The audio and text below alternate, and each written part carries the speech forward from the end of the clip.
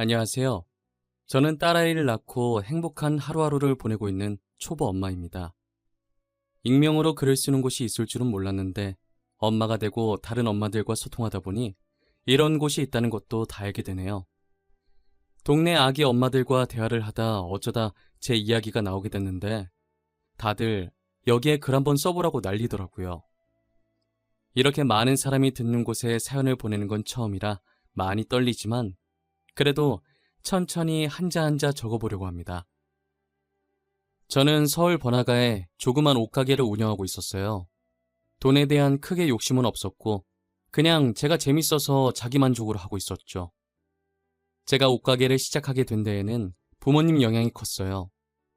저희 가족이 옷가게를 조금 크게 했었거든요.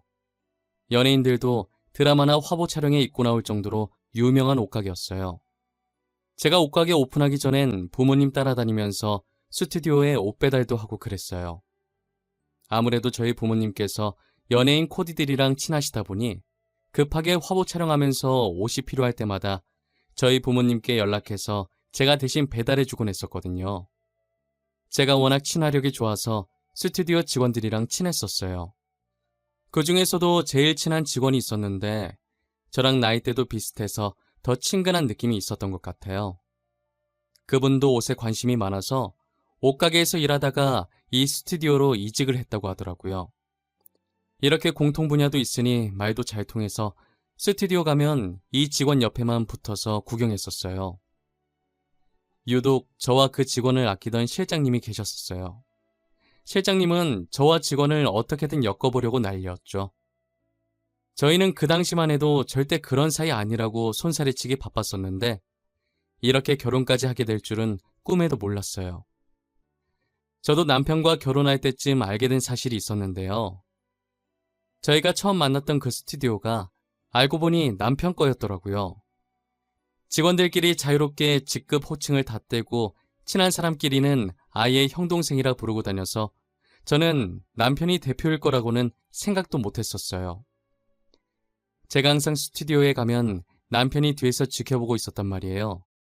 저는 선배들이 하는 거 보고 배우는 단계인가 보다 했었거든요. 그러다가 처음으로 남편이 일하는 모습을 보게 된 날이 있었어요. 일하는 모습은 처음 봐서 색다른 느낌의 남편을 멍하니 바라만 보고 있었어요. 실장님은 슬쩍 제 옆에 서더니 대표 일하는 모습 보면 어떠냐고 물어보는 거예요. 은비 씨, 박 대표 일하는 모습 보니까 어때? 일하는 거 처음 보지 않나? 대표님이요? 대표님 오셨어요? 그러고 보니 저 여기 진짜 많이 왔었는데 그동안 대표님 얼굴 한 번도 본 적이 없네요. 어디 계세요? 에이, 은비 씨 장난치는 거지? 곧 남편 될 사람이 대표니까 괜히 민망해서 그러는 거지? 그치? 이거 장난 아니면 진짜 심각한 거야. 장난 맞지? 응? 네? 남편 될 사람이 대표라니요? 잠깐만, 설마. 에이, 실장님 아니죠? 저 놀리는 거죠, 지금? 지금 저기서 모델 디렉팅하고 있는 저 사람이, 그니까 제 남자친구가 여기 대표예요?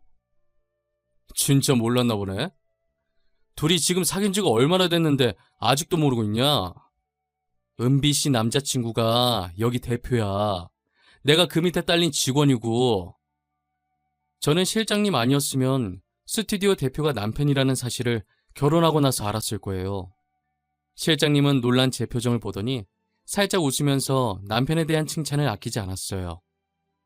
어린 나이에 대표까지 가면 콧대 높을 만한데 전혀 그런 거 없고 항상 성실하다고요. 직급 호칭 없앤 것도 남편이라 아마 대표를 편하게 생각하는 회사는 없을 거라고 하더라고요. 자기가 대표긴 하지만 실장님께 형님 대우 깍듯이 하고 직원들한테도 잘한다고 하는 거예요. 남편 칭찬 들으니까 괜히 듣고 있는 제가 뿌듯하고 기분 좋더라고요. 실장님이 저랑 남편을 엮었던 것도 둘 다 성실하고 젊은 나이에 자기가 하고 싶은 일 하면서 열심히 살려고 노력하는 모습이 보기 좋아서 잘 됐으면 좋겠다는 마음이 있었대요. 그런데 이렇게 잘 돼서 결혼까지 하니 저희를 자신이 키운 것처럼 기특하다더라고요. 저는 실장님께 이쁘게 봐주셔서 감사하다고 앞으로도 제 남편 잘 부탁드린다고 했어요. 제가 이렇게 결혼 직전까지 남편이 대표였던 걸 몰랐던 것처럼 또 다른 사실 한 가지를 모르고 있었어요. 그건 바로 저의 시어머니가 되실 분의 존재였는데요. 남편은 결혼 전까지 시어머니를 제게 보여준 적이 없었어요. 시아버지는 연애하는 동안 몇 번 본 적이 있었지만 시어머니는 상견례 날 처음 보게 되었죠. 저는 처음으로 시어머니를 보는 거라 엄청 떨리고 긴장됐었어요. 상견례 날 식당으로 들어가 심호흡을 한 번 한 뒤 룸 문을 열었고 눈앞에 시어머니를 마주하게 되자 그동안 왜 남편이 시어머니를 바쁘다는 핑계로 제게 보여주지 않았는지 알겠더라고요. 저는 처음에 시어머니가 아니라 남편이 말하지 않은 여자 형제가 있었나 했었어요. 분명히 저한테는 형제가 없고 외동이라 학창시절 형제가 있는 친구들이 부러웠었다고 했었거든요. 시어머니 치고 너무 젊어 보여서 저도 모르게 당황해서 티나게 우왕좌왕거렸었어요. 저희 친정 부모님도 시어머니를 보고 당황한 건 마찬가지였고요. 사람 면전에 대고 이렇게 티내는 거 예의가 아닌 걸 알지만 몸이 제 마음대로 따라주지 않았어요.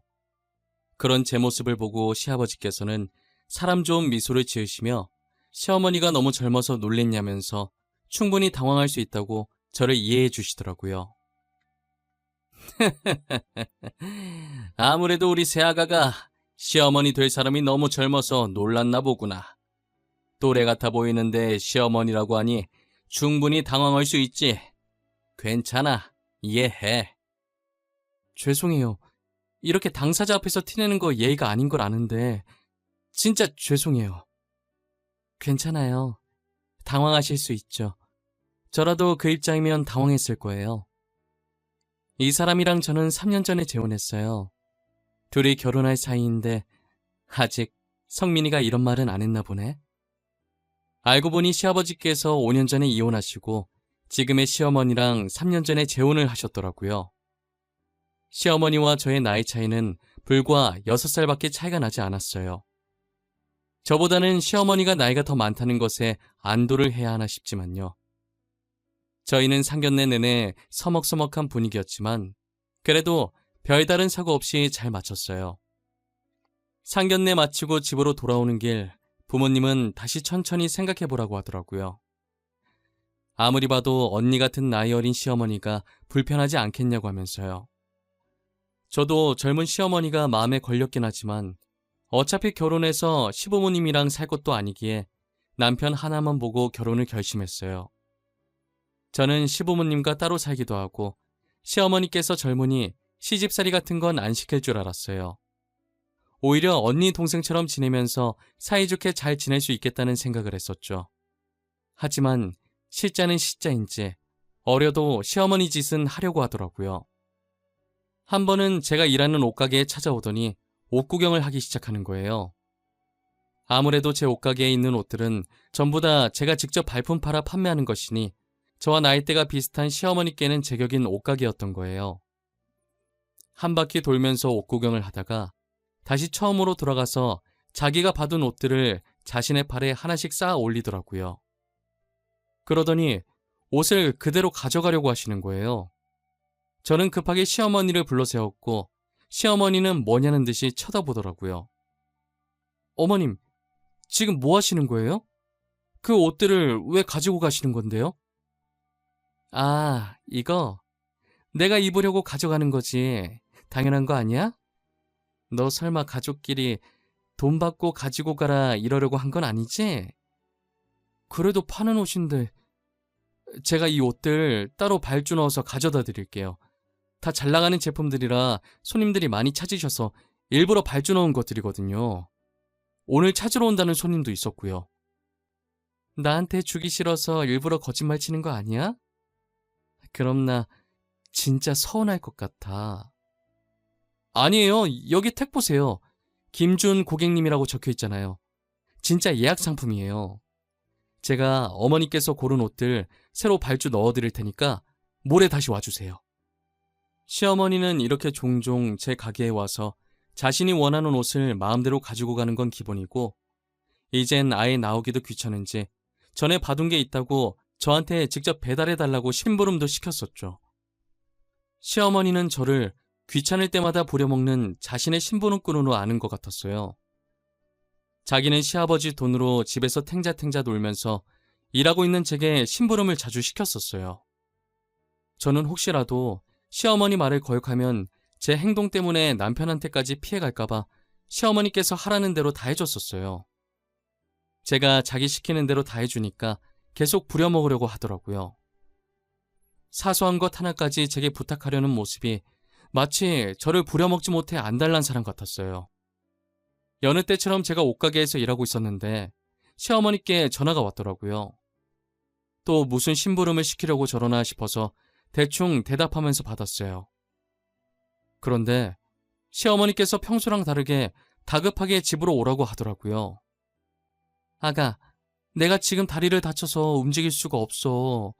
조금만 움직여도 뼈가 아픈 느낌이야. 빨래랑 청소가 밀렸는데 안 바쁘면 우리 집에 잠깐 와줄 수 있니? 다리 많이 다치신 거예요? 어쩌다가 다치신 거예요? 아예 못 움직이는 거예요? 병원은 갔다 왔어요? 병원 갔다 왔고 지금 너무 아파서 못 움직이겠어. 접시 꺼낸다고 의자 위에 올라갔다가 의자 흔들려서 넘어졌지 뭐야. 당장 부를 수 있는 사람이 너밖에 없어서 이렇게 전화했어. 알겠어요. 금방 갈게요. 다리 덧날 수도 있으니까 아무것도 하지 말고 가만히 계세요. 빨래랑 청소만 하면 되는 거예요? 제가 지금 가서 해드릴게요. 저는 시어머니가 다쳤다는 소리에 놀라서 가게 문을 닫고 급하게 시댁으로 향했어요. 집에 도착하니 시어머니께서는 다리에 붕대를 감고 거실 소파에 앉아 TV를 보고 있더라고요. 제가 들어오는 것을 보고 웃으면서 소파에서 일어나려고 하시길래 움직이지 말라면서 다시 앉혔어요.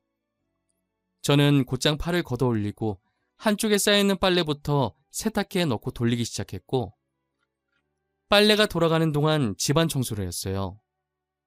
청소가 끝나니 딱 맞게 빨래도 같이 끝나더라고요. 저는 빨래가 끝나자마자 꺼내서 널어주고 조금 쌓여있는 설거지까지 해줬어요. 제가 설거지를 하고 가뿐한 마음으로 뒤돌았는데 시어머니께서 돌아다니고 계시는 거예요. 아파서 못 움직이겠다고 한 사람치곤 정말 멀쩡한 상태로 말이에요. 어머님, 조금만 움직여도 다리가 아프다고 하시지 않으셨어요? 그런데 지금 어머님 보면 너무 멀쩡하시잖아요. 잘 걸어 다니시네요? 그러게. 아까는 진짜 아파서 움직이지도 못했는데 지금 하나도 안 아프네? 집안일 하기 싫어서 일하고 있는 저한테 아프다고 거짓말하신 거예요? 어머님, 저 한간 사람 아니에요. 어머님이 하라는 대로 다 하니까 제가 심부름꾼인 줄 아세요?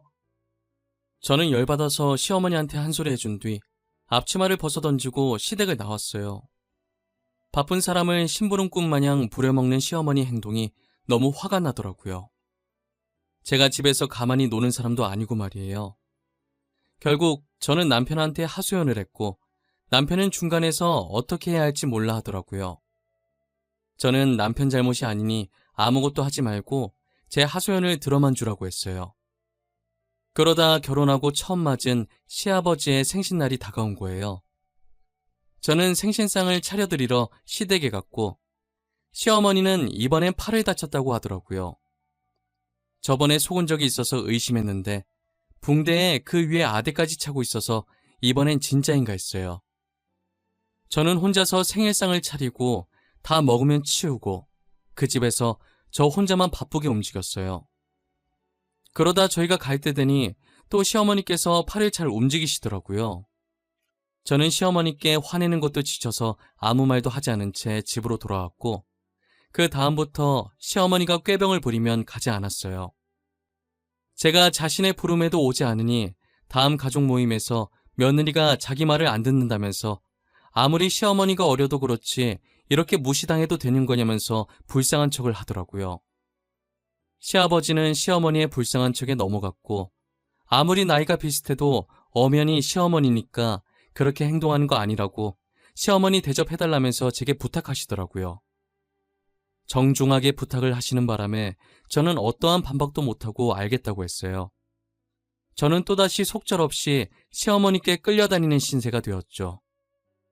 그러다 제가 임신을 하게 되면서 시어머니 소나기에서 풀려나게 된 거예요. 손주가 생겼다는 말에 시아버지의 관심은 저와 뱃속의 아이에게 쏠리게 되었죠. 시아버지는 아직 태어나지도 않은 손주 바보가 되어 있었고 혹여나 아이가 잘못될까 저를 보석 다루듯이 조심히 대하셨어요. 그리고 시어머니께 임신 안에 더 이상 시댁으로 부르지 말라고 명령하셨죠. 저는 시아버지 덕분에 더 이상 시어머니께 불려다니지 않았고 편하게 태교를 했어요. 남편이 애 낳을 때까지는 당분간 일하지 말라고 해서 일도 쉬고 집에만 있었죠. 그런데 너무 집에만 있으려니 심심하고 지루하더라고요. 바깥 세상 보는 것도 태교에 도움될 것 같아서 잠시 집 근처에 산책을 나갔었어요. 얼마 안 지나서 공원 하나가 나오길래 주변 풍경들을 보면서 산책로를 따라 걷고 있었는데 저 멀리서 시어머니가 다른 남자랑 다정하게 서 있는 걸 발견하게 된 거예요. 아무래도 멀리 있어서 비슷한 분을 시어머니로 착각한 건가 싶었는데 가까이 갈수록 시어머니가 확실하더라고요. 예전에 시어머니한테 친오빠가 한 명 있다는 걸 들은 적이 있어서 오빠일까 했어요. 그런 것 치곤 너무 다정해 보이는 게 오빠 같은 느낌이 들지는 않더라고요. 제 촉으로는 분명 뭔가가 있다는 느낌이 확 들었고 혹시나 하는 마음에 몰래 두 사람을 찍어놨어요. 그리고 들킬까봐 바로 뒤돌아서 왔던 길로 빠르게 돌아갔어요. 집에 돌아와서도 사진을 확대해보면서 두 사람 얼굴을 봤는데 남매가 아니라고 확신했어요. 전혀 닮지 않았고 무엇보다 시어머니가 그 남자를 보는 눈에 사랑이 가득 차 있었어요. 사이좋은 남매들도 있겠지만 이 눈빛은 분명히 가족 간이 아닌 이성 간의 사랑이었어요. 언젠가는 유용하게 쓸 패라고 생각하고 사진첩에 소중히 숨겨뒀어요. 제 배가 불러올수록 시아버지는 손주를 임신한 저를 더욱더 이뻐하셨어요.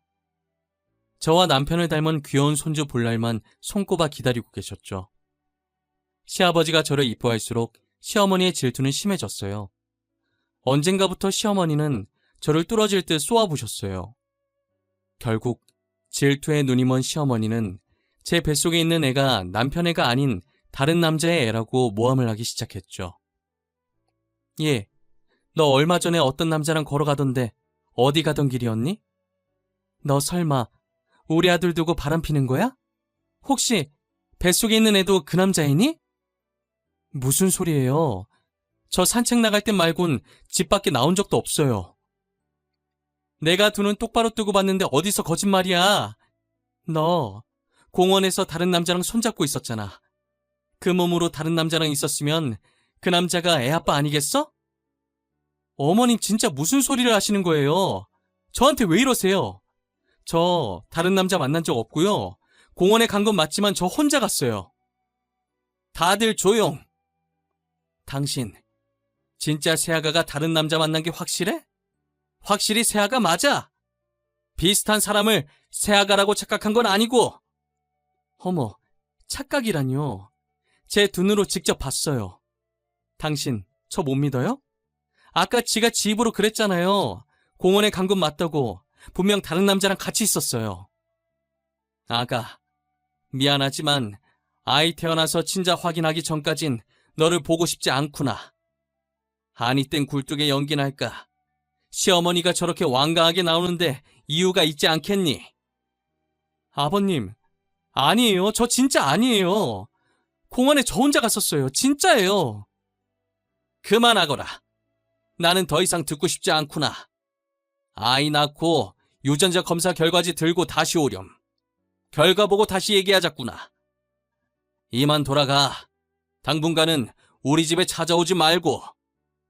시아버지는 시어머니의 말을 믿는 것 같았고 아이 낳고 유전자 검사 결과 들고 오기 전까진 시댁 근처에도 오지 말라고 하셨어요. 그나마 다행인 게 남편은 저를 믿어줬고 울고 있는 저를 다독이며 집으로 데리고 왔어요. 집 가는 동안 시어머니께서 저를 건드렸다는 생각에 어떻게든 복수를 해주겠다고 이를 갈았어요. 저는 저번에 공원에서 시어머니와 함께 있던 남자에 대해 알아보기로 했어요. 일단 시어머니를 불러내기 위해 친구가 운영하는 마사지샵 쿠폰을 받았어요. 그 마사지샵이 연예인도 찾는 마사지 샵으로 유명했거든요. 아마 시어머니도 이 마사지 샵에 대해 잘 알고 있을 거예요. 그래서 마사지 샵 쿠폰을 미끼로 시어머니를 불러내야겠다는 생각을 했어요. 저는 시어머니께 마사지 샵 쿠폰을 보냈고 쿠폰을 보자마자 연락이 오는 거예요. 이거 자기가 아는 마사지 샵 맞냐고, 연예인이 가는 곳 아니냐면서 날아갈 듯한 목소리로 말하더라고요. 저는 시어머니 말에 그 마사지 샵 맞다고 쿠폰 어렵게 구한 거라면서 저번에 오해하신 게 있으신 것 같다고 마사지 받으면서 오해 풀자고 제안했어요. 시어머니는 제 제안을 받아들였고 저보다 먼저 마사지 샵에 와서 기다리고 계시더라고요. 제가 친구한테 눈짓을 하자 친구는 한 자리밖에 나지 않아서 시어머니 먼저 들어가겠냐고 물어봤어요. 시어머니는 아무것도 모른 채 알겠다고 어디로 들어가면 되냐고 자리를 안내받더라고요. 친구는 시어머니의 소지품을 건네받았고 시어머니가 들어감과 동시에 그 소지품을 제게 줬어요. 저는 시어머니를 기다리는 척하면서 겉옷주머니 속에 있던 시어머니 폰을 확인했어요. 제가 예전에 곁눈질로 시어머니 패턴을 본 적이 있어서 잠금을 손쉽게 풀 수 있었어요. 제일 먼저 메신저로 들어가서 수상한 톡방이 있는지 찾아봤어요.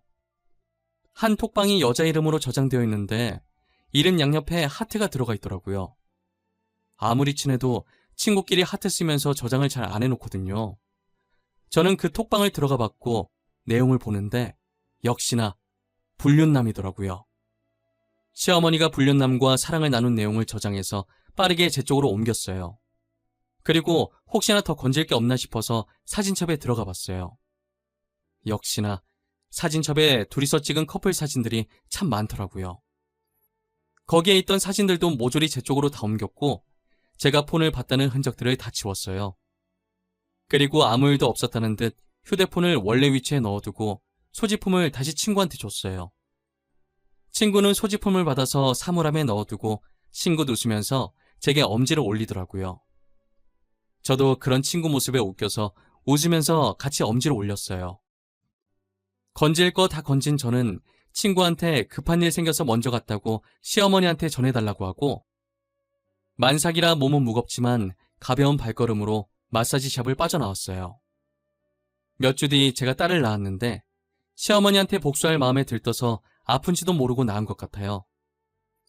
저는 딸을 낳자마자 곧바로 딸 머리카락과 남편 머리카락으로 유전자 검사를 했어요.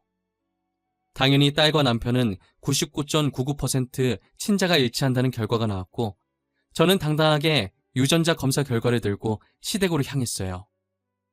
시아버지는 제가 가지고 간 검사 결과지를 보고 저희 딸을 반기더라고요.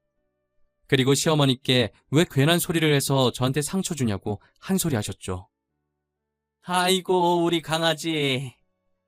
당신은 왜 괜한 소리를 해서 새아가한테 상처를 줘? 뭐를 봐? 확실해? 당신 시간 날 때 라식 수술이나 해. 눈이 잘못돼도 한참 잘못됐어. 그럼 아이 가진 상태로 바람 폈나 보죠. 저는 제대로 봤다고요. 시끄러. 뭘 잘했다고 큰 소리야? 당신 때문에 괜히 우리 손녀만 잃을 뻔했네. 며느리한테 제대로 사과해. 알겠어? 사과했는지 안 했는지 내가 확인할 거야. 아, 그리고 아버님. 제가 아버님께 보여드릴 게 하나 있는데요. 이거 보고 놀라지 마세요. 저도 처음에 보고 많이 놀랬거든요. 저는 시아버지께 저번에 공원에서 시어머니가 다른 남자와 나란히 있던 모습이 찍힌 사진을 내밀었어요. 시아버지는 사진을 보자마자 이게 뭐가 문제냐는 식으로 물어보시는 거예요. 놀라지 않는 시아버지 모습에 저는 당황했고 시어머니는 그 사진을 보고 얼굴이 새하얘지더라고요. 시어머니께서 모르는 남자랑 있는데 놀랍지 않냐고 하니 이 남자 시어머니 친오빠라고 아무래도 제가 잘못 오해한 것 같다고 하시는 거예요. 그래서 저는 시어머니 휴대폰에서 가져온 불륜 증거들을 보여줬어요. 시아버지는 다른 증거들을 보더니 온몸을 부들부들 떠시더라고요. 너무나도 확실한 증거들에 시어머니는 그 자리에서 굳어서 아무것도 하지 못했고 시아버지는 천천히 고개를 돌려서 시어머니를 쳐다봤어요. 시어머니는 시아버지와 눈이 마주치자마자 납작 엎드려서 빌더라고요. 변명할 여지가 없는 증거들이니 시어머니는 비는 것 말곤 방법이 없었어요. 시어머니는 돈을 노리고 일부러 시아버지께 접근을 한 것이었고 불륜남과 함께 시아버지 돈을 빼돌릴 생각이었어요. 하필 그 내용들이 메신저에 다 남아 있었던 거예요. 시아버지는 엎드려서 빌고 있는 시어머니의 머리채를 잡고 집 밖으로 쫓아냈어요. 시어머니는 밖에서 문 열어달라고 손으로 두드리고 발로 차고 난리였어요. 시아버지는 창고 쪽으로 가더니 강아지 똥이 담긴 통을 들고 나오는 거예요. 시댁에 강아지 한 마리를 키우고 식물들도 많이 키웠는데 강아지 똥이 비료로 딱이라고 시아버지께서 통 안에 모아놓으셨거든요. 저는 설마 하는 마음으로 강아지 똥 담긴 통을 가지고 나오는 시아버지를 바라봤어요. 설마가 사람 잡는다고 현관문을 열자마자 강아지 똥을 시어머니에게 부어버리더라고요. 저는 너무 놀라서 입으로 손을 막아버렸고 남편도 아버지라고 외치자마자 벌어진 일이라 시아버지를 향해 손을 뻗은 상태로 멈춰 있었어요. 시어머니는 강아지 똥을 맞고 사태 파악이 안 돼서 처음엔 눈만 깜빡이면서 몸에 붙어있는 똥을 한참 쳐다보더라고요. 그러다 제정신으로 돌아왔는지 무슨 짓이냐고 소리를 고래고래 질렀어요. 시아버지는 들고 있던 통을 시어머니 머리에 씌웠어요. 당신 미쳤어? 이거 강아지 똥 아니야? 아, 냄새. 이게 뭐하는 짓이야? 너한텐 강아지 똥도 아까워. 강아지 똥은 비료로라도 쓸 수 있지. 너는 재활용도 안 되는 쓰레기야. 당장 꺼져. 우리 집 근처에도 얼씬거리지 마. 다신 내 눈앞에 띄어봐. 그땐 강아지 오줌 뿌려줄라니까. 시아버지는 소리 지르는 시어머니를 무시하고 손을 탈탈 털면서 현관문을 닫았어요. 그러더니 뒤돌아서 저희를 보더니 배 잡고 박장대소를 하더라고요. 방금 시어머니 꼴 봤냐면서 똥 뒤집어 쓴 거 보니까 웃기다고 하면서 거실로 들어오셨어요. 그리고 제게 증거 사진들 다 자기 쪽으로 넘겨달라고 하시더라고요. 시아버지는 제게 증거 사진들을 받으시고 이혼 소송을 하려고 변호사를 알아보셨어요. 최고 엘리트 변호사에게 이혼 소송을 맡겼고 가만히 있어도 변호사가 알아서 다 해주니 시아버지께서 따로 하실 건 없었어요. 시아버지는 가만히 앉아서 편하게 시어머니와 불륜남에게 위자료를 받았어요. 그리고 그들에게 받은 위자료는 제게 그동안 고생했다면서 용돈으로 주셨죠. 시아버지께서는 오래 살다 보니 이런 일도 다 겪어본다면서 하나의 해프닝이라고 생각하셨어요. 지금은 저희 딸을 봐주면서 행복한 하루하루를 보내고 계세요. 남편과 저도 일상으로 돌아와서 각자 자리에서 열심히 살고 있고요. 시아버지께서 상처를 안 받으시고 그저 통쾌하시는 게 보기 좋았어요. 시어머니의 불륜을 밝혀내면서 혹시나 시아버지께서 상처받으면 어쩌나 걱정 많이 했었거든요. 그래도 더 이상 시어머니를 모시지 않아도 된다니 시아버지만큼이나 저도 통쾌하네요. 저는 아직도 강아지 똥을 둘러쓴 시어머니의 모습이 잊혀지지 않아요. 시아버지께서는 그때 사진이라도 찍어둘 걸 그랬다면서 아쉬워하시더라고요. 정말 사진으로 남겼다면 두고두고 회자될 일이었을 텐데 말이에요. 사람은 정말 마음을 곱게 먹어야 하는 것 같아요. 시어머니도 나쁜 마음을 먹고 있으니 저렇게 된 거 아니겠어요? 제 이야기는 여기서 마무리해 볼게요. 여러분들도 저희 시어머니처럼 나중에 후회하지 마시고 늘 마음가짐을 단정히 하셨으면 좋겠어요. 좋은 생각만 하며 살아도 모자란 시간에 괜히 나쁜 마음 먹었다가 잘못되는 일이 없었으면 해요. 이 사연을 듣고 계신 여러분들도 저희 가족들도 늘 건강하고 행복한 일만 가득하길 제가 간절히 기도하겠습니다.